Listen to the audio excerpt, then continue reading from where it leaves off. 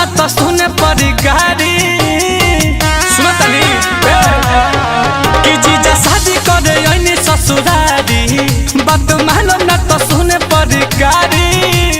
भरल बा बेगावा तिहनी नने गावा, जूता के चोराई ला जाए जीजा जी।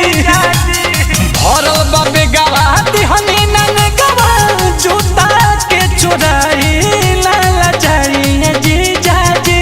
तो अपना साल के हाथे को चमच जुठिया जीजा जी। तो अपना साल के हाथे को चमच जुठिया जीजा जी।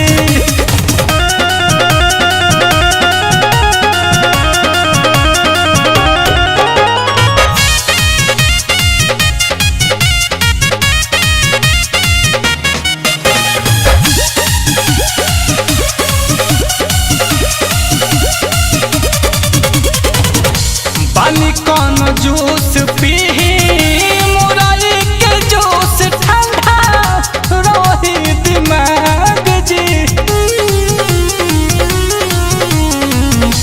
अभी से ले साले बाद दिया से मिले खाती दहिया में आग जी। पानी कौन जूस पीही, ठंडा रही दिमाग जी। अभी से ले साले बाद दिया से मिले खाती दहिया में आग जी।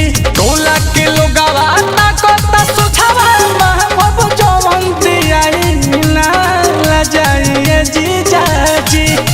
कि टोला के लोगवा ताकत सुझावा, महबूब जवन दियाई जाइए जीजा जी। तो अपना साली के हाथे को चमच जुठिया जीजा जी। तो अपना साली के हाथे को कवर जुठिया जीजा जी। जीजा जी, जीजा जी।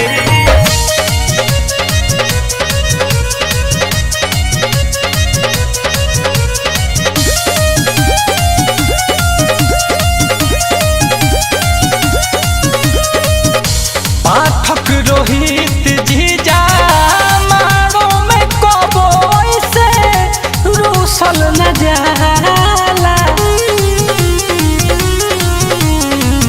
मिलल ससुरारी के हई सुखल चकल तो देख के दूसल न जाला। पाठक रोहित जीजा रूसल न जाला। मिलल ससुरारी के हई सुखल चॉकलेटवो के दूसल न जाला। रौरा से निमन बाटे जीरा और नीलकमल छोटा का भाई मुहावा भाई जीजा जी। रौरा से निमन बाटे जीरा और रौसल छोटा का भाई मुहावा भाई अपना साल के हाथे को कवर जुठिया जीजा जी।